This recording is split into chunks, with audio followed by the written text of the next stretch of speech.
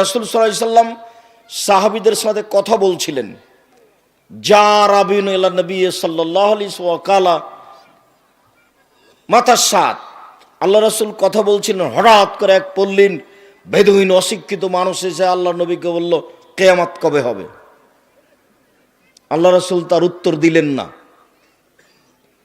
তার মানে এখন রাসূলের কথা চলছে, এখন অন্য কোনো কথা নেই, কোনো গল্প নেই, কোনো কথা নেই। রাসূলের যখন কথা শেষ হয়ে গেল, তখন আল্লাহ রাসূল বললেন, মানিস সাইল, কিয়ামত কবে হবে এই কথা কে জিজ্ঞাসা করে? কে? তখন লোকটি বলছে, আমি জিজ্ঞাসা করছি কিয়ামত কবে হবে। তখন রাসূল সাল্লাল্লাহু আলাইহি সাল্লাম বললেন, এজা জয়াতিল আমানাত ফান্তাজির সাত, যেদিন 10-এর পয়সা ধ্বংস হবে, চেয়ারম্যান, মেম্বার, এমপি, মন্ত্রী, হেড মাওলানা, হেডমাস্টার, প্রিন্সিপাল যখন 10-এর পয়সা লুটে খাবে, সেদিন কিয়ামত হবে। তো পল্লীর মানুষ এই বাক্য বুঝতে পারলেন না, বলে কাইফা ইয়াজাতুহা, 10-এর পয়সা ধ্বংস হবে কিভাবে? আপনি তো বললেন যে 10-এর পয়সা যখন ধ্বংস হবে তখন কিয়ামত হবে, কিন্তু আমি পল্লীর অশিক্ষিত বেদুইন মানুষ, 10-এর পয়সা ধ্বংস হওয়ার কথা আমি বুঝতে পারলাম না। তখন রাসূল সাল্লাল্লাহু আলাইহি সাল্লাম বলছেন, শোনো, এই যে উসাদাল আমরে লা গায়রি আহলিহি ফান্তাজিরি সাত, যেদিন দায়িত্ব অযোগ্য মানুষের হাতে দেওয়া হবে, এমপি, মন্ত্রী, চেয়ারম্যান, মেম্বার, হেড মাওলানা, headmaster, vice principal, jail super, যে যেখানে দায়িত্বশীল আছেন সেই হবে অযোগ্য, সেই দিন কিয়ামত হবে। যে যেখানে দায়িত্ব পালন করে, যখন ঘটনা এরকম হবে তখন কিয়ামত হবে। মিথ্যুক দায়িত্বশীল, রাসূল সাল্লাল্লাহু আলাইহি সাল্লাম বলছেন, 3 শ্রেণীর মানুষের সাথে আল্লাহ বিচারের মাঠে কথাই বলবেন না। তোমার সাথে আমার কোনো কথাই নেই। তার এক শ্রেণীর মানুষ হচ্ছে মালিকুন কাযাব, মিথ্যুক দায়িত্বশীল। যে কোনো স্থানে, যে কোনো স্তরে, সমাজের সর্দার, গ্রাম্য সর্দার, গ্রাম্য দায়িত্বশীল, প্রিন্সিপাল, হেড মাওলানা, হেডমাস্টার, যে কোনো স্তরের দায়িত্বশীল যেদিন মিথ্যা কথা বলবে, ওর সাথে আল্লাহ কথা বলবেন না। সে এখন জানিন বেশি বয়সে জেনা করবে, যে তার সাথে আল্লাহ বিচারের মাঠে কথা বলবেন না। ওয়াইলুল মুস্তাকবির, গরিব গৌরবী, যে তার সাথে আল্লাহ বিচারের মাঠে কথা বলবেন না। রাসূল সাল্লাল্লাহু আলাইহি সাল্লাম কথা বলার সময় খুব প্রস্তুতি নিতেন। মুআয বিন জাবাল রাদিয়াল্লাহু তাআলা আনহু বলেন, আমি একদা আল্লাহ রাসূলের পিছনে গাধার উপরে বসে আছি। মোটর সাইকেলের পরিচালক হচ্ছেন মুহাম্মদ সাল্লাল্লাহু আলাইহি সাল্লাম, তিনি নিজে গাড়ি চালাচ্ছেন গাধা, আর পিছনে যিনি, মোটর সাইকেলের পিছনে যিনি বসে আছেন, গাধার পিছনে যিনি বসে আছেন, তিনি হচ্ছেন মুআয ইবনে জাবাল রাদিয়াল্লাহু তাআলা আনহু। আল্লাহ রাসূল বললেন, মুআয। তখন মুআয ইবনে জাবাল বলছেন, লাব্বাইক ওয়া সাদাইক, জি আমি উপস্থিত, বলেন। আল্লাহ রাসূল বলছেন, মুআয লাব্বাইক ওয়া সাদাইক, জি আল্লাহ রাসূল আমি উপস্থিত, বলেন। আল্লাহ রাসূল বলছেন না কি কথা, আবার বলছেন, মুআয লাব্বাইক ওয়া সাদাইক, জি আমি আল্লাহ রাসূল আমি উপস্থিত আছি, প্রস্তুত, বলেন কি বলছেন। তিনবার আল্লাহ রাসূল রেডি করছেন তাকে, আল্লাহর নবী একটা বাক্য বলবেন সেই জন্য, একটা কথা বলবেন সেই জন্য। আর আপনি বাদাম খাবেন আর আমি আব্দুর রাজ্জাক বিন ইউসুফ কথা বলবো, আপনার স্বভাবই খারাপ। আপনি নির্বাচন করে করে একবার আপনার স্বভাব একবারে পায়খানার মতো হয়ে গেছে। আপনি একটা দিনই বৈঠকে বসে ওখানে চা খান কি করে? চা শেষ হয়ে যাবে। অবাক কথা, স্বভাব কেন এমন হবে? আমি তো আপনাকে জরুরিভাবে যখন উপদেশ দিয়েছি, তখন আমি বলেছি আমার জীবনে 4টা উপদেশ থাকলো জাতির কাছে। এক, আপনার জীবনে সবচেয়ে জরুরি কাজ, এর চেয়ে গুরুত্বপূর্ণ জরুরি কাজ পৃথিবীতে নেই, সেটা হলো 5 ওয়াক্ত সালাত আদায় করা। দ্বিতীয় জরুরি কাজ হালাল রুজি খাওয়া। হালাল রুজির চেয়ে পৃথিবীতে জরুরি কোনো কাজ নেই। তৃতীয় হলো কোরআন মাজিদ তেলাওয়াত করা। 24 ঘন্টার মধ্যে অল্প সময় হলে একটু কোরআন মাজিদ পড়বেন, অন্তত সূরা ইখলাস তো পড়বেন। সূরা ইখলাস 3 বার পড়লে একবার কোরআন মাজিদ পড়ার সমান নেকি হবে। 4, দোকানপাটে বসবেন না। কেন? ওখানে 2 জন বসে আছে, আর একজনের বদনাম হচ্ছে, আপনি ওখানে যায়েন না। জরুরি উপদেশ আমি 4টা রেখেছি, তার এটা একটা। কেন আপনি দোকানে বসে আড্ডা পিটবেন, চা খাবেন? এখন আপনার শরম কেন হয় না? আপনি কি দেখাতে চাচ্ছেন? আপনার বিদ্যা বেশি এটা দেখাতে চাচ্ছেন? অর্থ সম্পদ বেশি এটা দেখাতে চাচ্ছেন? কোনটা? যেটা আপনি উল্লেখ করবেন সেটাতে আপনার টিকে থাকার কোনো পথ নেই। অতএব খুব কষ্ট করে চরম সাধনার পরে যদি কোনোদিন চলে আসি, তাহলে দয়া করে ছেলে মেয়ে ভাই বোন খালা ফুফু আত্মীয় স্বজন বাপ মা সবকে নিয়ে আসবেন, এমনকি হিন্দু আসবে। আমি তার কিছু না কিছু উপকার করবই করব ইনশাআল্লাহ। কোনো সময় কাজ দেখাবেন না। আর যদি আপনার স্ত্রী বোকা হয় তাহলে নিয়ে এসে এখানে গল্প শোনাবেন না। ও দিন রাত কথা বলবে, ঢং ঢং করে আসবে আর চলে যাবে। এসব মহিলা আমি ঘৃণা করি। কোন শরমে কথা বলে ও? মুখখান বন্ধ করে না কেন? ওর একটু লজ্জা হয় না কেন? ওর একটু হায়া হয় না কেন? ওর একটু ইতস্ত হয় না কেন? ওর বাপ নাই নাকি? ওর মা নাই? ও কোন কথা বলে, কোন সাহসে এখানে দিনে বৈঠকে এসে মুখ একবার বন্ধ করে পাথর হয়ে থেকে যাবে, যা হবে হবে। এটা দিনই বৈঠক। রাসূল সাল্লাল্লাহু আলাইহি ওয়াসাল্লাম কথা বলবেন, যার জন্য কত প্রস্তুতি। মজ লাব্বাইক, জি আল্লাহর নবী প্রস্তুত, বলেন। মজ লাব্বাইক, জি আল্লাহ রাসূল প্রস্তুত, বলেন। মজ লাব্বাইক ও সাদাইক, জি আল্লাহ রাসূল প্রস্তুত, বলেন। 3 বারের পরে বলছেন, মজ বলতে পারো আল্লাহ আমাদের কাছে কি পাই আর আমরা আল্লাহর কাছে কি পাই? পরস্পর একটা পাওনা আছে মজ, আমাদেরটা তাকে দিয়ে দিতে হবে, দিতেই হবে। তো আল্লাহ যেটা আমাদের কাছে পাই সেটাও দিতে হবে। আল্লাহ আমাদের কাছে কি পাই, কি এমন আল্লাহর কাছে নিয়েছি যে আল্লাহ আমাদের কাছে পাই? এইভাবেই আল্লাহ নবী বলছেন যে আল্লাহ আমাদের কাছে কি পাই বলতে পারো মজ? বলছে জি না, আল্লাহ রাসূল ভালো জানেন আল্লাহ যে আমাদের কাছে কি পাই। মজ শোনো, আল্লাহ আমাদের কাছে পাই সেটা হলো আমরা শিরক করব না, এটাই পাই। তার পাওনা হলো আমাদের শিরক না করা। আমারটা দিয়ে দাও, সেটা কি? শিরক করো না। যখনই আমরা শিরক করব না, তখন আল্লাহর পাওনাটা কি করলাম? দিয়ে দিলাম। তা আমি কথা বলছি, টিক টিক টিক টিক করছে, তখন আমি বলছি হ্যাঁ ঠিক বলেছি। তো আমি ঠিক বলছি না সত্য বলছি? টিক টিকটা একটা প্রাণী, ও কি করে বলতে পারে? ও কি করে জানবে? সত্য মিথ্যা কে জানে? আল্লাহ। তাহলে আমি একটা টিকটিকি প্রাণীকে, ওরই সৃষ্টি প্রাণীকে বললাম যে টিকটিকের আল্লাহ সমান। নাউজুবিল্লাহ। যেটা দিনরাত মানুষ বলে সেটা দিয়ে আপনাকে বুঝালাম। আমাদের মা চাচিরা বলে যে জামা কলা খাইস না, নাহলে যমজ সন্তান হবে, জোড়া সন্তান হবে। তো যমজ সন্তান তো দিতে পারে কলা, মা চাচি আল্লাহ দিতে পারেন, মা চাচি বলছে কলাও পারে, এরই নাম শিরক। তো এরকম যদি আকীদা থাকে যে সন্ধ্যা লাগলে সূর্য ডুবলেই বাড়িতে বাতি জ্বালাতে হবে, এরকম যদি আকীদা থাকে, নির্ধারিত দিনে গরু ছাগল জবাই করে বাপ মায়ের নামে খাওয়াতে হবে, এরকম যদি আকীদা থাকে, নির্ধারিত দিনে দিন পালন করতে হবে, দিবস, পেশাবের দিবস আর পায়খানার দিবস, নির্ধারিত দিনে দিবস পালন করতে হবে, তাতে কিছু কল্যাণ আছে, এটা যদি মানুষ মনে করে তাহলে আল্লাহর হক দেয়নি।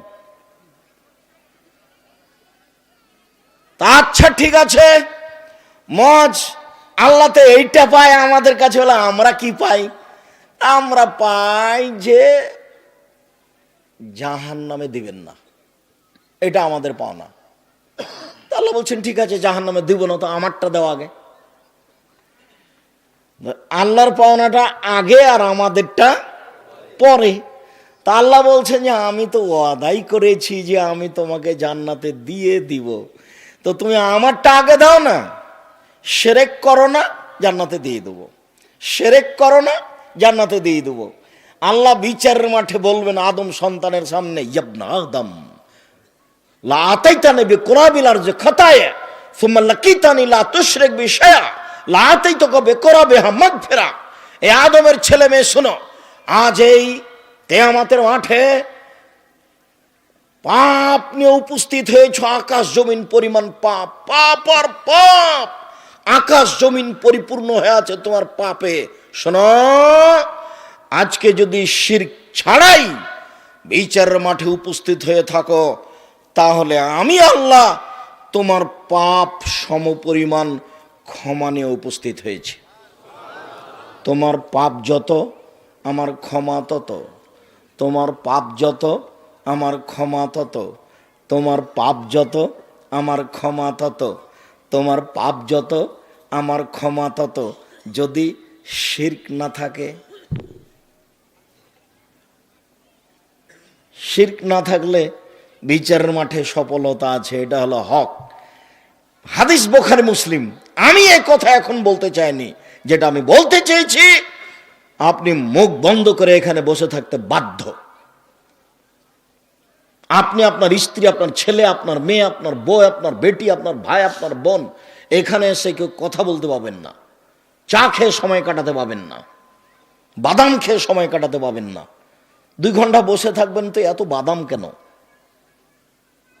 এত চা কেন? আমি খুব ঘৃণা করি, আপনার নীতিকে আমি ঘৃণা করি। একবারে পাথরের মতো হয়ে এক খেয়ালে বসে থাকেন, আপনার আমি কিছু না কিছু উপকার করবই করব ইনশাআল্লাহ। আজকের আলোচনার পূর্বে জরুরি কথা, আমাদের তো বিদ্যা বুদ্ধি কম।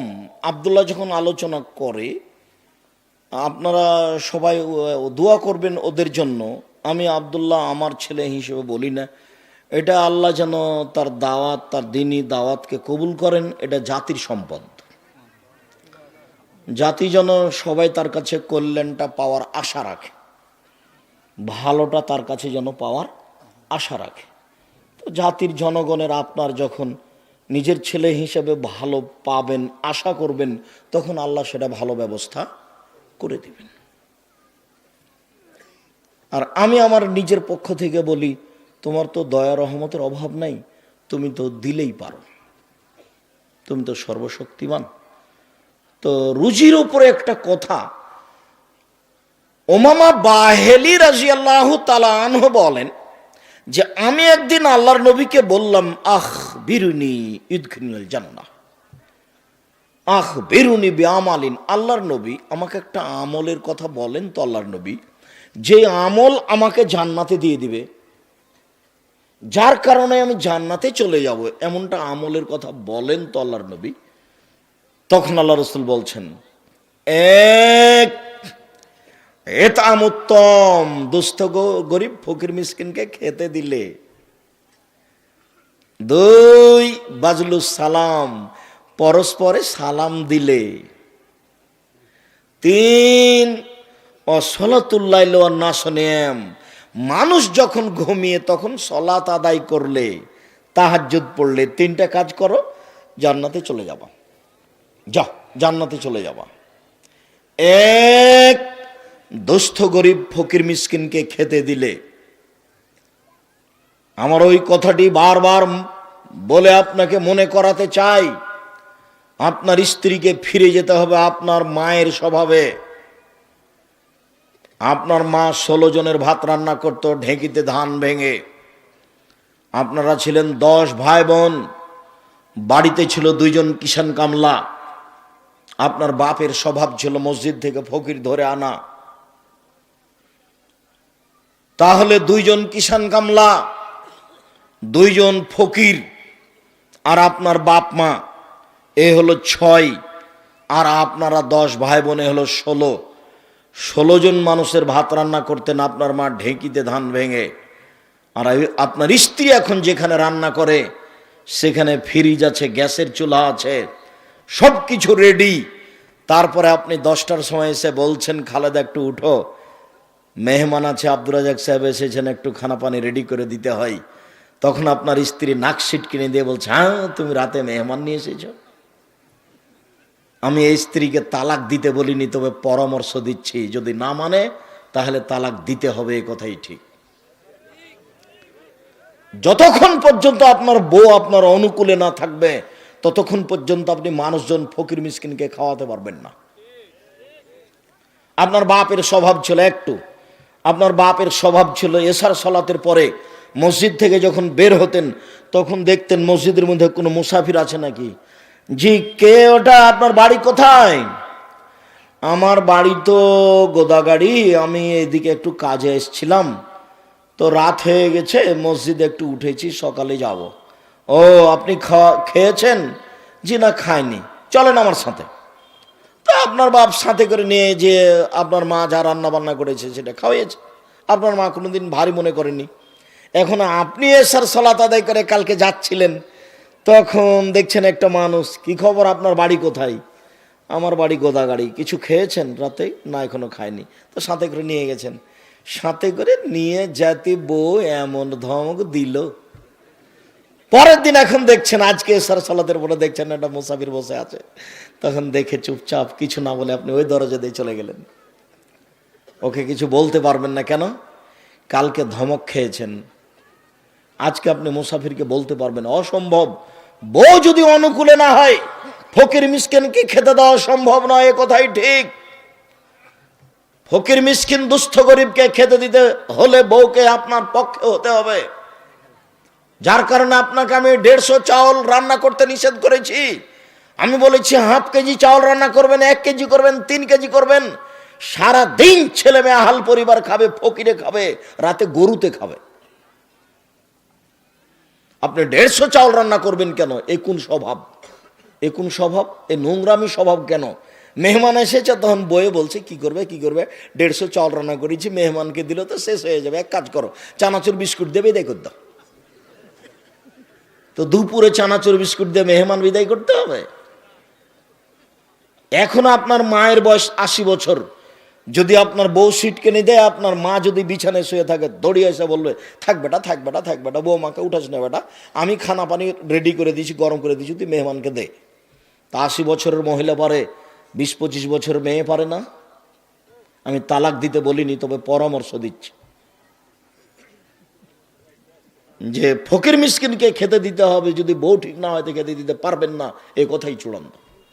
আর কোনো দিন ভাববেন না যে ফকির মিসকিনের জন্য এত চাউল রান্না করলে কি হবে, তাহলে রিজিকের বক্তব্য আব্দুল্লাহর আবার শুনতে হবে, আর না হলে রিজিকের বইটা অন্তত 10 বার পড়তে হবে। আমার বাড়ির নাম আমার মা বলে দিয়েছে, এটা মেহমানখানা। আমিও বলি ঠিক আছে মা, এটা মেহমানখানা। আপনার যদি স্বাদ হয় যে একটু আব্দুর রাজাক সাহেবের মেহমানখানাতে গিয়ে দেখি, এখন তো আবার মেহমানখানাটা উঠে গেছে, তার মানে এখন তো আর আমি বাসায় থাকি না, প্রতিষ্ঠানে থাকি। তখন মনে করছি যে প্রতিষ্ঠানে প্রতি মাসে কিছু টাকা দিয়ে দিই, তাহলে মেহমান যারা খাচ্ছে ওরই মধ্যে চলে যাবে। মেহমানকে খেতে দিতে শিখতে হবে। বাড়িতে যদি 2-3 দিন ফকির এসে খেতে না চাই, তাহলে আপনি বুঝবেন উপরে মনে হয় গন্ডগোল হয়ে গেছে, নড়চড় হয়ে গেছে উপরে। ফকির কেন আসে না, ফকির কেন খেতে চায় না, এইটা আপনাকে ধারণা করতে হবে। সম্মানিত দিনী ভাই বোন, রিজিকের উপরে কথা বলতে গিয়ে জরুরি কথা এটা। দ্বিতীয় জরুরি কথা আমার দিনী বোনদের ব্যাপারে। এই মেয়ে, এই ছেলে, তোমরা দেখো, লক্ষ্য করো, এখনো গল্প বন্ধ হয় না কেন? যাও, মহিলাদের দেখার ব্যাপারে তোমরা দায়িত্ব পালন করো না? ওই মাথায় গিয়ে দেখো, কয়েকটা মেয়ে দাঁড়িয়ে আছে, গল্প করছে আর একজনের সাথে। শয়তানি করার হিসাব পায় না, নোংরামি করার হিসাব পায় না। দেবরের মোটর সাইকেলে এসেছে, আবার এখানে ঢং করে। যাও ছেলে, যাও, দেখো ওখানে। মেয়েদের কথা বলা বন্ধ করো, আর একটা শরম থাকা দরকার। কতবার এক কথা বলি, মুখ বন্ধ করে থাকতে হবে আপনাকে, আপনি যতক্ষণ থাকবেন। আমি আব্দুর রাজ্জাক বিন ইউসুফ আপনার জন্য এসেছি। এ মেয়ে শোনো, আমি তোমার জন্য এসেছি। একদিন এখানে উপস্থিত করা আমার কাছে তোমার জন্য সহজ নয়, আমার জন্য সহজ নয়। একমাত্র তোমার জন্য এসেছি, তোমাকে আমি দুটো কথা শোনাবো। তুমি কেমনে ঢং ঢং করে আসলে আর চলে গেলে? তুমি কেমনে কথা বলো, তাহলে আমি তোমাকে কি বুঝাতে পারি? সম্মানিত দিনী ভাই বোন, উপস্থিত বৈঠকের মুসলিম বোন, শুনুন, আপনি 4টা কাজ করতে পারলে জান্নাতের সব দরজা খোলা। আপনার জন্য জান্নাত যত সহজ, পুরুষ মানুষের জন্য জান্নাত তত সহজ নয়। যদিও মহিলাদেরকে জাহান্নামে বেশি দেখা যায়। রাসূল সাল্লাল্লাহু আলাইহি ওয়াসাল্লাম বলছেন, আমি যখন জাহান্নাম দেখলাম তখন জাহান্নামের অধিকাংশই হচ্ছে নারী, বেশিরভাগই নারী। একথা বলেছেন, একথা ঠিক। তবে মহিলাদের জন্য জান্নাত পাওয়া যত সহজ, পুরুষ তত সহজে জান্নাত পাবে না। তার আপনাকে আমি তাদের পক্ষের কথাটাই বলি। রাসূল সাল্লাল্লাহু আলাইহি ওয়াসাল্লাম বললেন, পৃথিবীর মহিলারা শুনে রেখো, তোমরা যদি 4টা কাজ করতে পারো জান্নাতের সব দরজা খোলা। 1, সল্লাত খামসাহা, 5 ওয়াক্ত সলাত আদায় করলো, নামাজ পড়লো। 2, সমাত শাহরাহা, রমজান মাসের সিয়াম পালন করলো, রোজা থাকলো। 3, আতাত বালাহা, স্বামীকে মেনে চললো। 4, আহসানাত ফারজাহা, জেনায় লিপ্ত হলো না। এখন জান্নাতের সব দরজা খোলা। 1, 5 ওয়াক্ত সলাত নামাজ আপনি বাধ্য, আজ থেকে আপনি জরুরি মনে করে নেন, যা হয়েছে হয়েছে। পৃথিবীতে সলাতের চেয়ে ভিন্ন কোনো জরুরি ইবাদত আছে, গুরুত্বপূর্ণ কোনো কাজ আছে, আমি আব্দুর রাজ্জাক বিন ইউসুফ তা বুঝতে পারি না।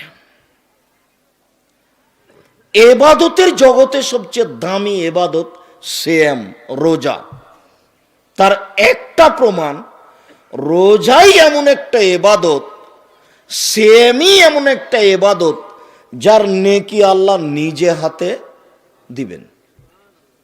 সলাত নামাজ যত দামি এবাদত হোক না কেন, সলাতের নেকি আল্লাহ নিজে হাতে দিবেন না। তাহলে এবাদতের জগতে সবচেয়ে দামি ভিন্ন ধরনের এবাদত হলো সিয়াম, রোজা। এর পরেও যদি সলাত নামাজ না থাকে, তাহলে রোজার এবাদতটা আল্লাহ বিচারের মাঠে কেটে দিবেন, যা বাতিল। তাহলে সিয়ামের নেকিটা নির্ভর করে সলাতের উপরে, নামাজের উপরে। এবাদতের জগতে সবচেয়ে শক্তিশালী, পাওয়ারফুল, ক্ষমতাধর এবাদত হলো দান। দানের চেয়ে শক্তিশালী কোনো এবাদত পৃথিবীতে নেই, ওর ক্ষমতাই ভিন্ন। আপনি দান করলেন মায়ের জন্য, এখানে ওখানে কবরের শাস্তি বন্ধ, কত ক্ষমতা তার। আল্লাহ রাসূল বলছেন, আপনি দান করলে পাপ মিটে যাবে, ওইভাবে পানি যেমন আগুনকে নিভিয়ে দিতে পারে। পানি দেন, ঢেলে দেন, আগুন নিভে যাবে। ওইদিকে কত ক্ষমতা, এবারে সব পাপ মিটে যাবে ওর ক্ষমতার চোটে। খুব আল্লাহর রাগান্বিত হয়ে আছেন, আপনাকে জাহান্নামে দেবেন, আপনি দান করেন, তখন ঠান্ডা, আচ্ছা যাও, যা জান্নাতে যাও। দান করবেন, বিচারের মাঠে ছায়া হয়ে থাকবে দান, যতক্ষণ পর্যন্ত আপনার বিচার না হচ্ছে। 50 বছর বিচার না হলে দান আপনাকে ছায়া করে রাখবে। চলুক দেখি কতদূর বিচার চলে, ওর ক্ষমতাই ভিন্ন। দান যত শক্তিশালী ইবাদত হোক না কেন, যদি সলাত না থাকে তাহলে দানকে আল্লাহ কেটে দেবেন, ওটা বাতিল।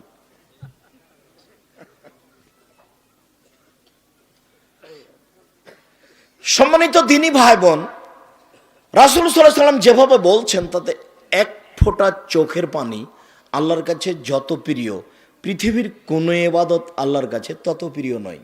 সবচেয়ে ভালো লাগে যখন এক ফোঁটা চোখের পানি ফেলে কেঁদে বলে যে আমার একটু জমিটার ব্যবস্থা করে দাও, মামলাতে আমাকে জয় করে দাও, আমার ছেলেটাকে একটু বিদ্যে দাও। যখন বলে আর চোখের পানি ঝরে, তখন আল্লাহ খুব খুশি। রাসূল সাল্লাল্লাহু আলাইহি ওয়াসাল্লাম বলছেন, লা ইয়ালিজার রাজুলুন নারা বাকা মিন খাশিয়াতিল্লাহ হাত্তা ইয়ালিজাল লাবানু ফি দারে। গাভীর বাঁট ওলান থেকে দুধ বের করে ভিতরে ঢোকানো যায় না যেমন, আল্লাহর ভয়ে কাঁদে যে সে জাহান্নামে যাবে না তেমন। রাসূল সাল্লাল্লাহু আলাইহি ওয়াসাল্লামের কথা, আমি অনুবাদক, তিনি 1450 বছর পূর্বে এইভাবে বলে গেছেন। আপনি ভুলে গেছেন তাফসির মাহফিলের কারণে। তাফসির মাহফিল আপনাকে শিখিয়েছে, বুবু নামাজে যখন দাঁড়াবা বুবু, তখন দুই পায়ের গোড়ালিকে জমা রাখিও বুবু। যদি দুই পায়ের গোড়ালি ফাঁকা রাখো বুবু, তাহলে লজ্জা স্থানের যোগাযোগ বুবু মাটির সাথে হবে, মাটি অভিশাপ করবে। বুবুর সব কথাই নাকি বুখারীতে আছে। বুবু যখন সিজদায় যাবা বুবু, হাতি যেমন মাটিতে পড়ে যায়, তেমনি একবারে মাটিতে পড়ে গিয়ে বুককে উরুর সাথে লাগিয়ে আঁটো সাঁটো হয়ে সিজদা করিও বুবু। রাখো বুবু, স্তন ঝুলন্ত থাকবে বুবু, পর্দার ব্যাঘাত ঘটবে বুবু। বুবুর সব কথাই নাকি বুখারীতে আছে। আরে বুবু ব্লাউজ পরে আছে, বুবু শাড়ি গায়ে দিয়ে আছে, পরে আছে, তার উপরে চাদর গায়ে আছে, তারপরে বুবু ঘরের ভিতরে আছে, কি করে পর্দার ব্যাঘাত ঘটলো বুঝলাম না। বুবুর সব কথা নাকি বুখারীতে আছে। এই ছেলের একটু টিস্যু নিয়ে আসো তো।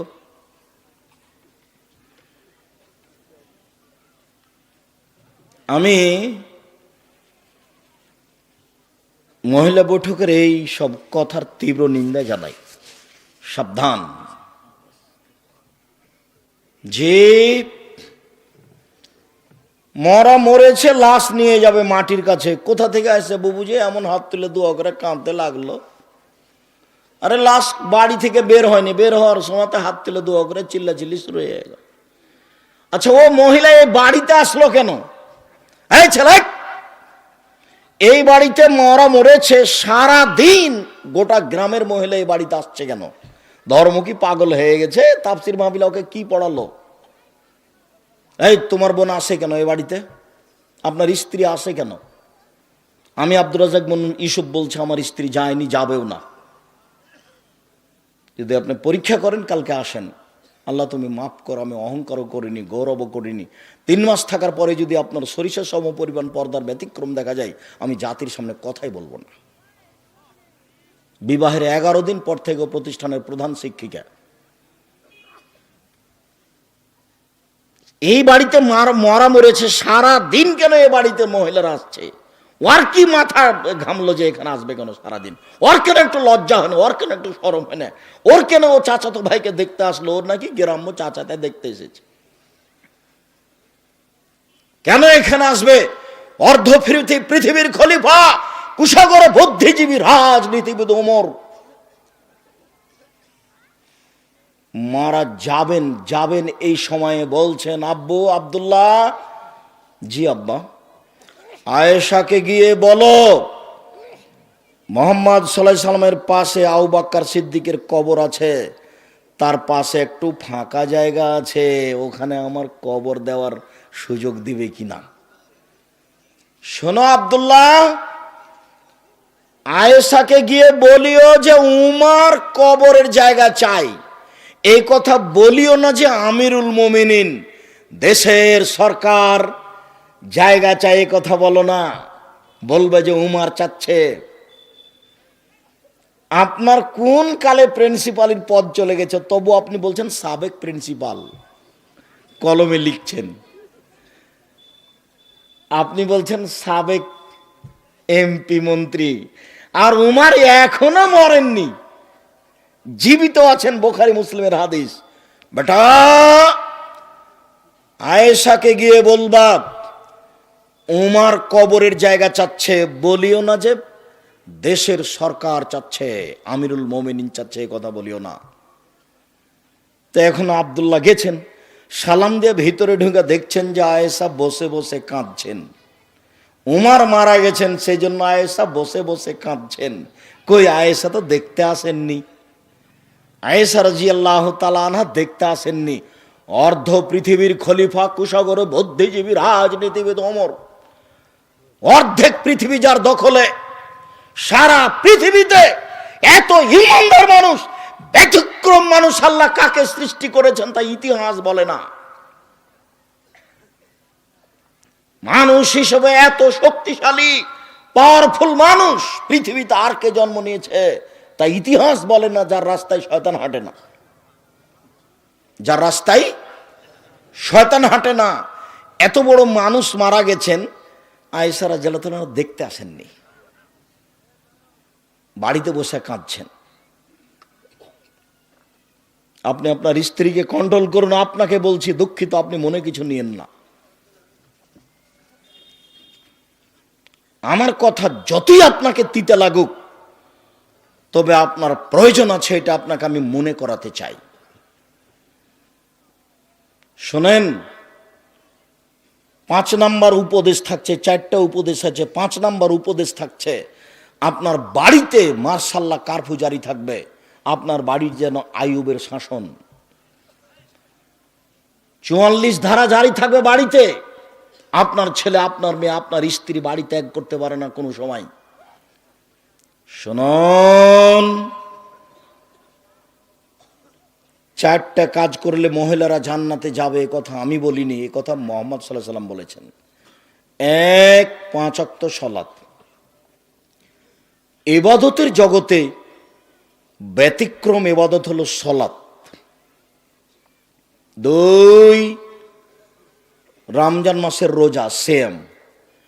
3, স্বামীকে মেনে চলা, তিতা লাগলেও মিঠা লাগলেও। উপস্থিত বৈঠকের দিনই মুসলিম বোন, আপনাকে বলছি শোনেন, আপনার স্বামীর মুখ খারাপ, দিন রাত গালি দেয়, কি করবেন? এটা ভাগ্য, মেনে নেন। ও যা বলছে বলতে দেন, মারছে মারতে দেন, গালি দিচ্ছে গালি দিতে দেন, আপনি মেনে নেন। দেখেন 15 দিন, 20 দিন, 6 মাস যাবৎ স্বামীর সাথে কথা বলছেন না, এই সংসার হবে না। তিতা লাগুক মিঠা লাগুক, আপনি স্বামীকে মেনে চলেন। স্বামী গালি দিয়েছে, তারপর 1 গ্লাস পানি চেয়েছে, তখন আপনি 1 গ্লাস পানি নিয়ে সামনে ঠ্যাক্কস করে রেখে তো ওদিকে চলে গেলেন। এভাবে সংসার হবে না, এই সংসার চলবে না। দেখেন, আমি আব্দুর রাজ্জাক বিন ইউসুফ আপনার দিনী ভাই হিসেবে বলছি, আপনি আমার কথাটা মেনে নেন, স্বামীকে মেনে চলেন। শেষ পর্যন্ত যদি আপনি মনে করেন যে আব্দুর রাজ্জাক সাহেব আমার চলবে না সংসার, তো আপনি খোলা তালাক করেন। স্বামী যত বড়ই দামি হোক, যত বড়ই চাকরিজীবী হোক, যত বড়ই পরহেজগার হোক, যে কোনো সময় আপনি স্বামী বাদ দিতে পারেন। হাদিস বুখারী মুসলিম, তার নাম খোলা তালাক। আপনি চেয়ারম্যান মেম্বারকে বলবেন আমি ভাত খাবো না, মিটে গেল, ও একটা ব্যবস্থা করে দিবে। আপনি নিজেকে খোলা করে নেন, আমি নিষেধ করিনি, তবে আপনাকে আমি আপনার এই স্বামীকে মেনে চলার জন্য অনুরোধ করছি, তিতা লাগলেও মিঠা লাগলেও। দেখেন, সামাজিক অবস্থা সুবিধা নয়, আরেকজন স্বামী এর চেয়ে খারাপও হতে পারে। পরিবেশ পরিস্থিতি কি হবে বলা যায় না, 2-1টা বাচ্চাও হয়ে গেছে, কান্নাকাটি যেটাই হোক, গালি যেভাবে দেখ, আপনি মেনে নেন, ভালো হবে। 4, জেনায় লিপ্ত হবেন না। আব্দুর রাজ্জাক সাহেব ঘটে গেছে জেনা, যে তাহলে আপনি তোবা করেন। শোনেন, তোবা করলে মানুষ পাপ মুক্ত হয়ে যায়। আপনার অন্তর থেকে যদি আপনি তোবা করেন, তাহলে আপনার জেনার পাপটা আল্লাহ আবার পাল্টা নেকিতে পূর্ণ করে দেবেন। আপনি জেনা বন্ধ করেন, তোবা করেন, আপনি ভালো নারীদের অন্তর্ভুক্ত হয়ে যাবেন, আপনাদের জান্নাতের সব দরজা খোলা। আর পৃথিবীর পুরুষ নারী সবকে বলা হচ্ছে, আল্লাহ তাআলা বলছেন, পৃথিবীর মানুষ পুরুষ নারী শুনে রেখো, ওয়ানাহা নাফসা আনিল হাওয়া ফাইনাল জান্নাতা হিয়াল মাওয়া। যে ব্যক্তি অশ্লীল কাজ থেকে নিজেকে বিরত রাখতে পারবে, আমি আল্লাহ তাকে জান্নাতুল মাওয়া দিয়ে দিলাম। যদি আপনি আজকে এই মোবাইলে প্রেমের গল্প বন্ধ করতে পারেন, জেনা বন্ধ করতে পারেন, আল্লাহ বলছেন আমি তাকে জান্নাতুল মাওয়া দিয়ে দিলাম। এটা আল্লাহর কথা। অতএব দিনী বোন, আপনি এই 4টা কাজ করেন, জান্নাতের সব দরজা খোলা। এর সাথে আপনাকে আর একটা কথা বলি, এদিকে শোনেন। আল্লাহ নবী একদিন বলছেন, নবীগণ জান্নাতে যাবেন, শহীদেরা জান্নাতে যাবে, সত্যবাদীরা জান্নাতে যাবে, ওই সব মহিলারাও জান্নাতে যাবে যারা স্বামীকে মেনে চলে। নেন, এবার সিরিয়ালে আপনারা আছেন, এখনো পুরুষ আসেনি। কেউ যদি বলে আব্দুর রাজ্জাক সাহেব শোনেন শোনেন শোনেন, বুখারী মুসলিমের হাদিস আছে এইভাবে যে অজু করার পরে যদি কেউ বলে আশহাদু আল্লা ইলাহা ইল্লাল্লাহু ওয়াহদাহু লা শারীকা লাহু ওয়া আশহাদু আন্না মুহাম্মাদান আবদুহু ওয়া রাসূলুহু, তাহলে জান্নাতের সব দরজা খোলা। হাদিস তো বুখারী মুসলিম, তো এটা আপনারও যা মহিলারও তাই না, কথার বুঝানো গেল না মনে হয়। আচ্ছা, অজু করার পরে যদি এই দোয়া পড়ি তো আমার জন্য জান্নাতের সব দরজা খোলা, তো মহিলা যদি পড়ে তার জন্য, তাহলে এখানে আমার ব্যক্তিগত কিছু আছে? পুরুষের জন্য কিছু আছে? মহিলাদের জন্য যেভাবে বলা হয়েছে মুহাম্মদ সাল্লাল্লাহু আলাইহি সাল্লাম ওভাবে পুরুষের জন্য বলেননি।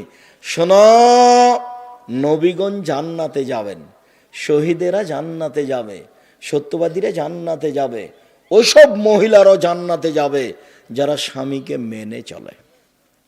তিনটে গুণের ভিত্তিতে মহিলারা ভালো হতে পারে, তিনটি গুণের ভিত্তিতে মহিলারা ভালো হতে পারে। এক, স্বামীর সাথে কথা বললে হাসি মুখে বলে। দুই, স্বামী আদেশ করলে পালন করে। তিন, স্বামী বাড়িতে না থাকলে নিজেকে গুটিয়ে রাখে, মোবাইলে কারোর সাথে গল্প করে না, খালার বাড়ি, ফুফুর বাড়ি, চাচির বাড়ি যায় না, এখানে সেখানে যায় না, মনে করে না যে এই সময়তে স্বামী নাই একটু ঘুরে আসি, এই সময়তে স্বামী নাই একটু গল্প করে নি। এই স্বভাব নেই যার, সে হলো ভালো মহিলা। আপনি বলতে পারেন তিনটা গুণ কি? এক, ভুলে গেলেন, স্বামীর সাথে কথা বললে হাসি মুখে বলে। দুই, একটা মনে থাকে না যে স্বামী আদেশ করলে পালন করে। তিন, স্বামী বাড়িতে না থাকলে নিজেকে হেফাজতে রাখে। মনে থাকবে না? আপাতত উপস্থিত বৈঠকের দিনই মুসলিম বোন, আপনার কথা শেষ করলাম। এবার আপনাদের একটা কথা বলে আমরা দ্রুত আগিয়ে যাচ্ছি। রাসূল সাল্লাল্লাহু আলাইহি সাল্লামকে জিজ্ঞাসা করা হলো, আল্লাহর নবী, একজন স্বামী তার স্ত্রীর উপরে কি কি দায়িত্ব পালন করবে, কি করতে পারে একজন স্বামী তার স্ত্রীর? এবার আপনার পালা আসলো, তখন আল্লাহ রাসূল বলছেন, এক, আতে মাহমাতা এমতা, তুমি যে মানের খাও বউকে সে মানের খাওয়াবা। দুই, ফাকসুহা মাত্তা সাইতা, তুমি যে মানের কাপড় পরো বউকে সে মানের পরাবা। তিন, অলা তুকাব্বে, বউকে কটু কথা বলো না, বলেও কোনোদিন স্ত্রীকে গালি দিবেন না, অমুকের বাচ্চা, অমুকের বেটি, অমুক, মুখ খুলবেন না। এই ছেলে, তোমার স্বভাব পরিবর্তনের জন্য এসেছে, আল্লাহ তোমার স্বভাবকে পরিবর্তন করুক। বেটা, দিন রাত তো স্ত্রীকে গালি দাও কেন? তোমার মুখ খারাপ কেন অত? মেয়ে রাস্তায় পড়ে আছে, মেয়ে মানুষ অনেক দামি। কিছু বোকা মহিলার কারণে আজকে মেয়েদের অবস্থা এই। মেয়ে অনেক দামি জিনিস, পৃথিবীতে এমন কোনো জিনিস নাই যেখানে শান্তি তৃপ্তি হতে পারে নারী ছাড়া। পৃথিবী এমন কোনো বিছনা নাই সেই বিছনায় শুয়ে শান্তি পেতে পারে মানুষ স্ত্রী ছাড়া। পৃথিবীতে এমন কোনো খাদ্য নেই যে খাদ্য খেয়ে মানুষ শান্তি তৃপ্তি পেতে পারে স্ত্রী ছাড়া। পৃথিবীতে এমন কোনো ব্যবস্থাপনা নেই যেখানে মানুষ শান্তি তৃপ্তি পেতে পারে স্ত্রী ছাড়া। স্ত্রী হচ্ছে পৃথিবীতে আল্লাহর পক্ষ থেকে দেওয়া শান্তি তৃপ্তির ব্যতিক্রম জিনিস। আল্লাহ তাআলা বলছেন, অমিন আইতিহান খালাকালাকুম মিন আনফুসিকুম আজওয়াজান লিতাসকুনু ইলাইহা, পৃথিবীর মানুষ, আমি তোমাদের পক্ষ থেকে তোমাদের স্ত্রীদেরকে সৃষ্টি করেছি যাতে করে তোমরা সেখানে শান্তি তৃপ্তি পেতে পারো। ও হলো শান্তির বস্তু, ও হচ্ছে তৃপ্তির বস্তু, ও হচ্ছে আনন্দের বস্তু, সর্ব ধরনের কল্যাণের সুবিধার বস্তু ও।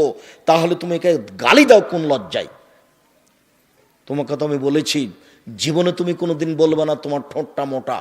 একবার যদি ঠোঁট মোটা বলো তাহলে তোমাকে 10 বছর ভালোবাসবে না। ভুলেও তুমি বলবে না তোমার রংটা কালো। একবার যদি রং কালো বলো তাহলে মনটা ছোট হয়ে যাবে, 10 বছর যাবত তোমাকে ভালোবাসবে না। তুমি খালি বলো তোমার মতো কোনো ভালো মেয়ে দেখি না, তুমি আমার চোখে সবচেয়ে সুন্দরী, তোমার চাল চলন আমার কাছে খুবই ভালো, প্রশংসা করো, সারা রাত পাটি বেঁধে। একটু প্রশংসার ভিখারি, তুমি মুখ খারাপ করো কেন? শোনো সম্মানিত দিনী ভাই বোন, সবাইকে বলছি, মুরব্বী আপনাকে বলছে, আপনারও স্বভাব ভালো নয়। ছেলে মেয়ে বড় হয়ে গেছে, বৌমা বাড়িতে, তারপর আপনার একটু লজ্জা হয় না মুখ খারাপ করে স্ত্রীকে কথা বলেন? তখন বেটি লজ্জা পায়, বেটা লজ্জা পায়, বৌমা লজ্জা পায়। আপনার এই স্বভাব কেন? গালি দিয়ে আপনার অত শান্তি তৃপ্তি কেন? মুখ বন্ধ করবেন, আজকের পরে আর মুখ খুলবেন না কোনোদিন। আস্তাগফিরুল্লাহ তো বলে, আল্লাহ তোমার দরবারে তওবা করছি, আমি আর কোনোদিন স্ত্রীকে গালি দেব না। এই কথা বলে উঠবেন, মুখ খারাপ করবেন না কোনোদিন। আর মুখ খারাপের কথার উপরে ফেরেশতা আমিন বলেন। পরিবারটা এরকম হয়ে গেছে, আপনি বুঝতে পারেন না কেন আপনি মুখ খারাপ করবেন। রাসূল সাল্লাল্লাহু আলাইহি ওয়াসাল্লাম খবরদার কটু কথা বলবো না। 4 বউয়ের মুখের উপরে মারবা না, মারাই যদি লাগে কোনো সময় মুখের উপরে মারবা না। 5 এটা জরুরি, আল্লাহ তাতরকা ইল্লা ফিল বাইতে, তুমি তোমার বউকে তোমার বাড়ি ছাড়া কোথাও যেতে দিবা না। তোমার বউকে তোমার বাড়ি ছাড়া কোথাও থাকতে দিবা না। ও চাচির বাড়ি যেতে পাবে না, ও খালার বাড়ি যেতে পাবে না, ও ফুফুর বাড়ি যেতে পাবে না, ও মায়ের বাড়ি যেতে পাবে না। জরুরি প্রয়োজন ছাড়া বাড়ি ত্যাগ করতে পাবে না। যদি যাই তাহলে আপনাকে যেতে হবে। ভুলেও কোনোদিন বিবাহের বাড়িতে যায় না যেন। বিবাহের বাড়িতে গেলে স্বামীর সংখ্যা বেশি হয়ে যায়। কাজেই ভুলেও কোনোদিন বিবাহের বাড়ি যেতে দিবেন না। আত্মীয় স্বজন দাওয়াত করেছে, ঠিক আছে আমি আসবো, আমার ছেলেরা যাবে, আপনার বউ যাবে না। একটু পুরুষ হতে শিখেন, একটু পুরুষ। ওই যে ছোট ব্লাউজ পরে আছে, ওটা আমার বউ। ওই যে ঢং ঢং করে এসেছে আর গল্প করে এখনো দাঁড়িয়ে আছে, যান দেখাছেন, এটা আমার বউ নয়। যান দেখাছেন, দাঁড়িয়ে আছে এখন। আশ্চর্য কথা, থাকবে কেন? কেন আছে? আমি তো আসলাম তখন দেখলাম যে সরে গিয়ে আর একটা লোকের সাথে কথা বলছে। ও তো আপনার মেয়ে, না হলে আপনার বউ। কেন আছে? ও জানে না যে আব্দুর রাজ্জাক বিন ইউসুফ আজকে আসছেন? কোন সাহসে যায়, কোন সাহসে কথা বলে, হিসাব পায় না। নিজেকে পুরুষ মনে করিয়েন। প্রেসিডেন্ট আইয়ুব পাকিস্তানের উপরে কারফিউ জারি করেছেন, আর আপনি আপনার বাড়ির উপরে কারফিউ জারি করবেন। 44 ধারা জারি থাকবে বাড়িতে, তার মানে আপনি পুরুষ। চোখ যেভাবে ঘুরে বউ সেভাবে চলে, তার নাম স্বামী। চোখ যেভাবে ঘুরে বউ সেভাবে চলে, তার নাম স্বামী। চোখ যেভাবে ঘুরে বউ সেভাবে চলে, তার নাম স্বামী। কোথায় গেছিলে তুমি? না তো, আমি তো বাহির থেকে পানি আনা চাইনি, পানি নিয়ে আসতে হবে সেটা আমি বুঝবো। না তো, আমি তো তোমাকে ওখানে যেতে বলিনি, সেটা কি করতে হবে সেটা আমি বুঝবো। আমি তোমাকে উপার্জন করে খাওয়াতে পারি, আমি তোমার সুবিধা অসুবিধা বুঝতে পারি না, তুমি কি মনে করো আমাকে? পরবর্তীতে বাড়ির বাইরে তুমি পা রাখবে না, তোমাকে সতর্ক করে দিচ্ছি। রাসূল সাল্লাল্লাহু আলাইহি ওয়াসাল্লাম বলছেন, লাঠিটা ঝুলিয়ে রাখো বাড়ির সামনে। পৃথিবীর সবচেয়ে দামি মানুষ, লাঠি দিয়ে বউকে ঠিক করো, পৃথিবীর সবচেয়ে দামি মানুষ। অতএব নিজেকে পুরুষ মনে করবেন, ভুলে কোনোদিন কটু কথা বলবেন না, আর বাড়ির বাইরে কোথাও যেতে দিবেন না দুর্ঘটনা ছাড়া। যাবে, জরুরি কোনো কারণে যেতে পারে। কা পুরুষের স্ত্রী এদিক ওদিকে ঘুরে বেড়াই, কা পুরুষের মেয়ে এদিক ওদিকে ঘুরে বেড়াই, পুরুষের যায় না। দিনরাত আপনাকে এই কথা বলতে বলতে আপনার সময় পার হয়ে গেল, তবে আপনি নিজেকে একটু পরিবর্তন করতে পারলেন না? আপনার পরিবার একটু পরিবর্তন হলো না? উপস্থিত বৈঠকের মুসলিম বোন, আপনাকে বলছি, দেখেন নিজে থেকে যদি আপনি না মানেন তাহলে কেউ কিছু করতে পারবে না। জাহান্নাম ধরা আছে, এভাবে চলে জান্নাত পাওয়া যাবে না। নিজেকে গুটিয়ে নেন, মরণ তো চলে এসেছে। হঠাৎ দেখছিলেন 20 বছর, এখন দেখছেন 50 বছর। এখন দেখছেন 50 বছর, হঠাৎ দেখবেন মরণের সময় চলে এসেছে। বউ বেটি সাথে আছে কি না? আস্তাগফিরুল্লাহ ওয়া আতুবু ইলাইহি বেশি ব্যবহার করবেন সব সময়। আস্তাগফিরুল্লাহ ওয়া আতুবু ইলাইহি। উঠছেন, আস্তাগফিরুল্লাহ ওয়া আতুবু ইলাইহি। ঘরে ঢুকছেন, আস্তাগফিরুল্লাহ ওয়া আতুবু ইলাইহি। বাইরে বের হচ্ছেন, আস্তাগফিরুল্লাহ ওয়া আতুবু ইলাইহি। ইস্তেগফার এই শব্দটা বেশি ব্যবহার করবেন। আরও যদি পারেন, রব্বিগফিরলি ওয়া তুব আলাইয়া ইন্নাকা আনতাত তাওয়াবুল গাফির, ইন্নাকা আনতাত তাওয়াবুল গাফুর, এই দোয়া পড়ার চেষ্টা করেন। এগুলো ছোট ছোট ইস্তেগফারের দোয়া। যত ইস্তেগফার করবেন বিচারের মাঠে আপনার সুবিধা তত বেশি হবে। আর এমনিতে দুনিয়াতে ক্ষমা চাইলে তো আব্দুল্লাহর মুখে শুনতে পেলাম যে উমর রাদিয়াল্লাহু তাআলা জনগণকে নিয়ে গেছেন পানি চাইতে। উল্টাভাবে বলতে হবে আল্লাহ পানি দাও। তো উমর বলছেন যে তোমরা এক কাজ করো, ক্ষমা চাও। জনগণ বলছেন ব্যাপারটা কি, এসেছি পানি চাইতে, ক্ষমা চাইবো মানে? তো বলছে দেখো আল্লাহ বলছেন যে ক্ষমা চাইলে পানি দিয়ে দিবে, আল্লাহ তো ক্ষমাই চাও, দেখি কি হয়। সম্মানিত দিনী ভাই বোন, মহান আল্লাহ বলেন, ইয়ামহাকুল্লাহুর রিবা ওয়া ইউরবিস সাদাকাত, সুদ মানুষের টাকাকে সংকুচিত করে, দান মানুষের টাকাকে বেশি করে দেয়।